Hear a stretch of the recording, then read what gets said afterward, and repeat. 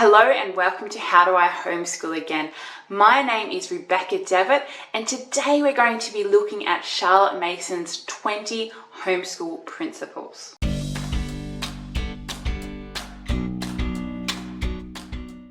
Charlotte Mason wrote an awful lot. She has many books. Now, it's really hard to read through all those books. You can do it if you like, and I would recommend that if you have the time. But it can be difficult. How you can get a head start on understanding the theory behind Charlotte Mason is by understanding her 20 principles, the 20 things that underlie a lot of her writing. So by understanding these 20 things, you'll be at a very big head start to understanding Charlotte Mason as a whole. I'm very thankful to Ambleside Online who have provided loads of helpful information about Charlotte Mason, including free PDFs on all of her books. Okay, so we'll go through the principle first, what she wrote out, and then we'll look at what it means. Her first big one, which you will hear in many homeschool articles about Charlotte Mason, is children are born persons. Jean-Jacques Rousseau believed that children were a blank slate and you could do whatever you wanted with them. Charlotte Mason said not so. Children are born persons. They're not embryonic oysters who have the potential to become persons. They're already born like that. So that's her first principle. The second one is interesting and has to be understood in context. So Mason said, they are not born, these children are not born either good or bad, but with possibilities for good and evil. Now, the meaning of that is that although children are born with sin nature, they are neither all bad nor all good. Children from all walks of life and backgrounds may make choices for good or evil. Ambleside Online have a note on this one because it's one that a lot of Christians, perhaps in Anglican Baptist circles, will stumble over. But they say Principle 2 should not be understood as a theological position on the doctrine of original sin, but as a belief that even poor children who were previously thought incapable of living honest lives should choose right from wrong if they were taught. Mason was a member of the Anglican Church too, which is good to note. Her third principle was as follows. The principles of authority on one hand and of obedience on the other are natural, necessary, and fundamental. What she meant by this, that it is important for authority and obedience to exist in the educational sphere. Essentially, it is necessary to have submission for authority for a family or a country, a group of people to run smoothly. The fourth principle dovetails on principle number 3, in that although there is authority, you must respect the child.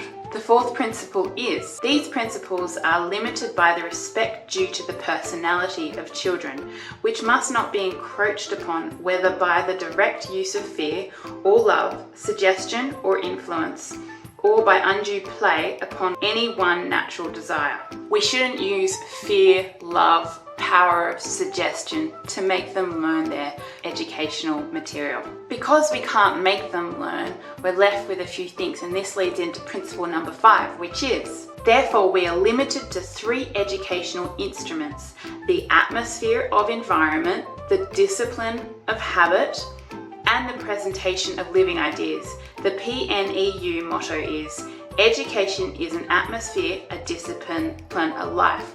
What does this mean? So we can only train children by using their natural environment, getting them to train up good habits and exposing them to living ideas or concepts. This is what education is an atmosphere, a discipline, and a life means. That's what that motto means. Principle number 6 goes like this. When we say that education is an atmosphere, we do not mean that a child should be isolated in what may be called a child environment, especially adapted and prepared, but that we should take into account the educational value of his natural home atmosphere, both as regards persons and things, and should let him live freely among his proper conditions.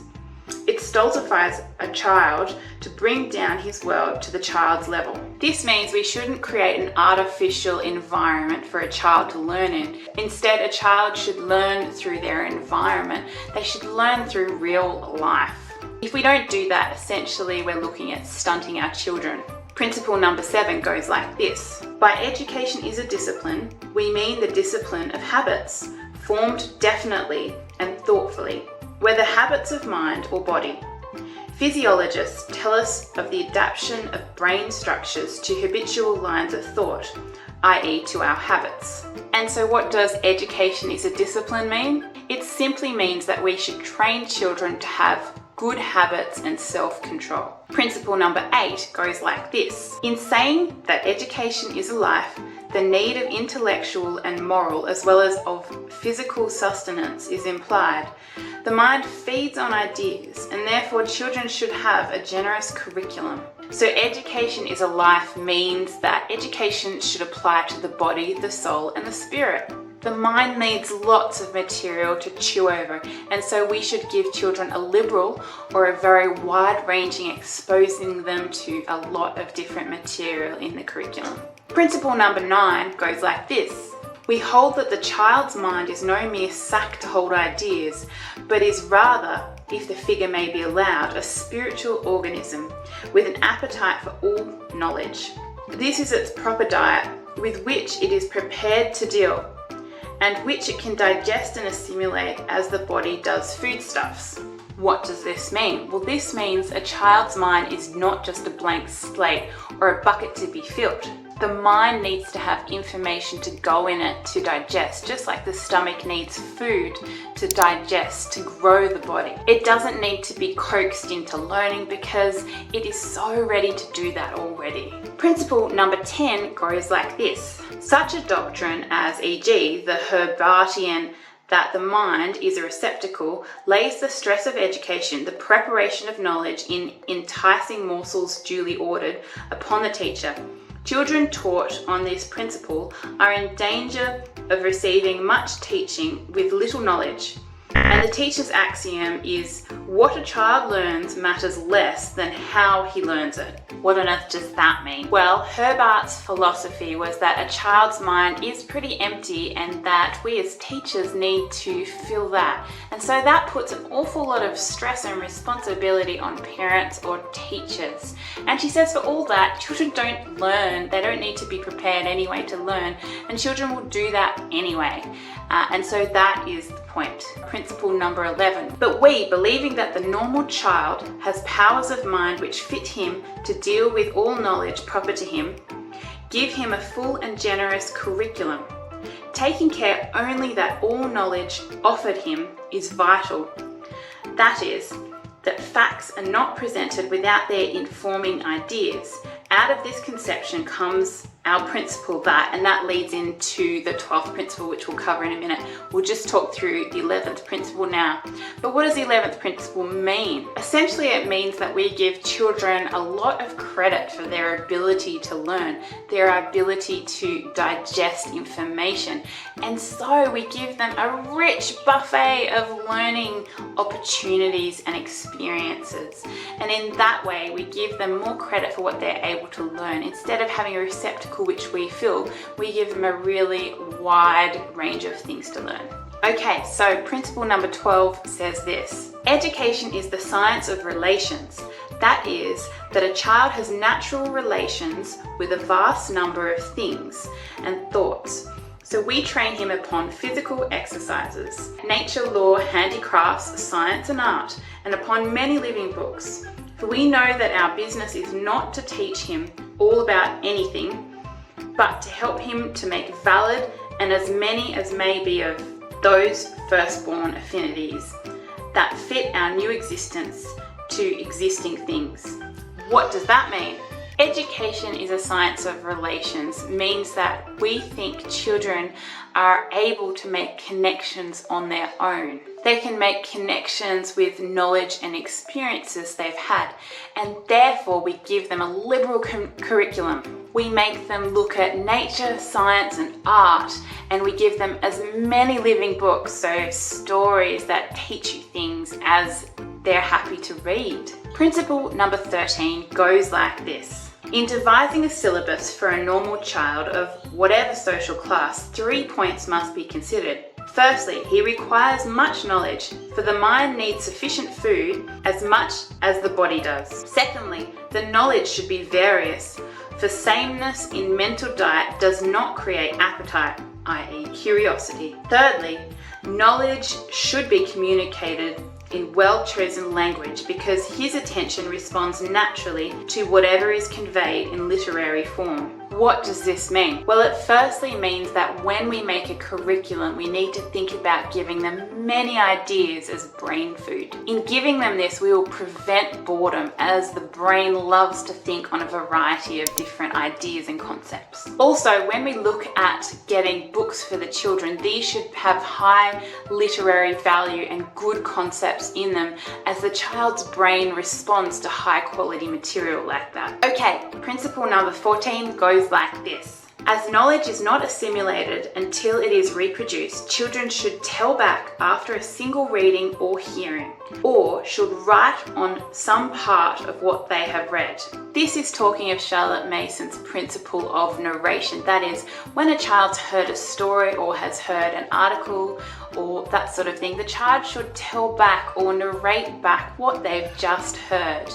And this is based on the idea that a child does not really own or does not really know information until they can reproduce it themselves in their own way. Principle number 15 explains why it is so important to just have a single reading. It goes like this. A single reading is insisted on because children have naturally great powers of attention, but this force is dissipated by the rereading of passages, and also by questioning, summarizing, and the like. Acting upon these and some other points in the behavior of mind, we find that the educatability of children is enormously greater than has hitherto been supposed, and is but little dependent on such circumstances as heredity and environment. Nor is the accuracy of this statement limited to clever children or to children of the educated classes. Thousands of children in elementary schools respond freely to this method, which is based on the behavior of mind. And what does that mean? It means that when we insist on narration, we should only read the text once to them, because children have amazing powers of attention. But if you reread the passage to them, it weakens their powers of attention and makes them lazy. But if you just make them do it off one reading, they can do it and they get used to that. By asking summarizing questions or rereading the passage, you make the urgency to pay attention much less, and so the child doesn't. Also, by getting it the first time, you don't have to waste time rereading the passage, and you can spend that time on other knowledge exercises. Furthermore, a child doing it this way will learn more, and that is great. Now, principle number 16 goes like this. There are 2 guides to moral and intellectual self-management to offer to children, which we may call the way of the will and the way of the reason. What does this mean? It means that children have guides that will show them the intellectual and the moral way. These are called the way of the will and the way of reason. And we're going to learn about these 2 ways in the next 2 principles, which will break them down. So have a listen to the 17th principle, which goes like this. The way of the will. Children should be taught, firstly, to distinguish between I want and I will. Secondly, that the way to will effectively is to turn our thoughts from that which we desire but do not will. Thirdly, that the best way to turn our thoughts is to think of or do some quite different thing, entertaining or interesting. Fourthly, that after a little rest in this way, the will returns to its work with new vigor. This adjunct of the will is familiar to us as diversion, whose office it is to ease for us for a time from the will effort, that we may will again with added power. The use of suggestion as an aid to the will is to be deprecated as tending to stultify and stereotype character. It would seem that spontaneity is a condition of development and that human nature needs the discipline of failure as well as of success. That's a mouthful, but what does it mean? It essentially means that children must learn control instead of going, I want. They say, no, I've got to overcome that and I'm going to do what I will. I'm going to just overcome my base nature and have self-control, and I'm going to will to do this instead. They must learn to distract their thoughts when they're tempted to do something that they want to but is not right. After diverting themselves for a short time, they will be able to will with renewed strength and go on and do what they must do, or do the thing that is good to do, and it will be easier as they've been diverted. What does the way of reason mean though? The reason that we talked about in principle number 16. Well, principle number 18 goes like this. The way of reason. We teach children not to lean too confidently on their own understanding, because the function of reason is to give logical demonstration, firstly, of mathematical truth, secondly, of an initial idea accepted by will. In the former case, reason is practically an infallible guide, but in the latter it is not always a safe one. For whether that idea be right or wrong, reason will confirm it by irrefragable proofs. What does that mean? Well, it just simply means that we shouldn't lean too heavily on our reason, because reason can be quite good at helping us understand mathematical relations, but it can also trip us up when we're looking into judgments, those sorts of things. Sometimes when we really want to believe things, we will justify them, and our reasoning will get involved and we will justify them. This can clearly be seen when you see a mother who thinks their child is perfect in every way, but you can see their faults. What is principle number 19? Therefore, children should be taught, as they become mature enough to understand such teaching, that the chief responsibility which rests on them as persons is the acceptance or rejection of ideas. To help them in this choice, we give them principles of conduct and a wide range of the knowledge fitted to them. These principles should save children from some of the loose thinking and heedless actions which cause most of us to live at a lower level than we need. What does this mean? Knowing that our reason shouldn't be the final authority on choosing opinions, we have a very high responsibility to decide which ideas we choose or not, and that is one of our chief things that we would teach in education. Children must be taught that they have a great responsibility when they choose to reject or to accept certain ideas. Children with good habits and behaviour, and children who have had a wide liberal education with lots of knowledge, will then have the tools they need to make these decisions well. Finally, the last principle, principle number 20, goes like this. We allow no separation to grow up between the intellectual and spiritual life of children, but teach them that the divine spirit has constant access to their spirits and is their continual helper in all the interests, duties, and joys of life. Essentially means there shouldn't be a big separation between religious studies and secular studies. Everything you learn should have God intricately involved in it. Whatever they study, God is always with them. And I think that the 20th principle is very, very important for Christian parents to understand. God should be in everything, and children should be learning about God all the time, and everything should be related back to God. I really hope you've enjoyed these videos on the 20 principles of Charlotte Mason, and please like, subscribe, comment for more, and I will talk to you in the next video. Bye.